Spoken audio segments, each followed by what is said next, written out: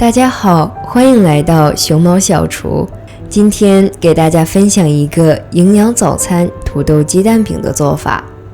首先准备小葱20克，切成葱花备用。准备一个小土豆，大约150克，给它拉成细丝。胡萝卜50克，同样拉成细一点的胡萝卜丝。接着打入2个鸡蛋，大约90克。倒入切好的葱花20克，盐2克，白胡椒粉0.5克，蚝油10克，最后加入面粉40克，然后用筷子搅拌均匀，搅拌到这种程度就可以了。平底锅中倒入豆油30克，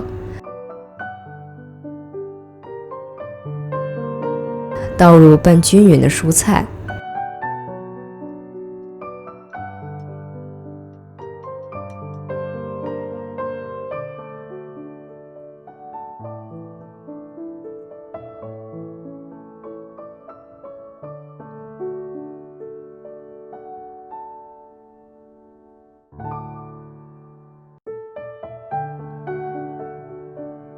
小火慢煎5分钟。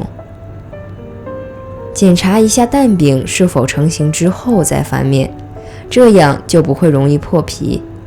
继续小火煎5分钟。我们翻过来看一下，像这种程度就可以了。简单的土豆鸡蛋饼就完成啦。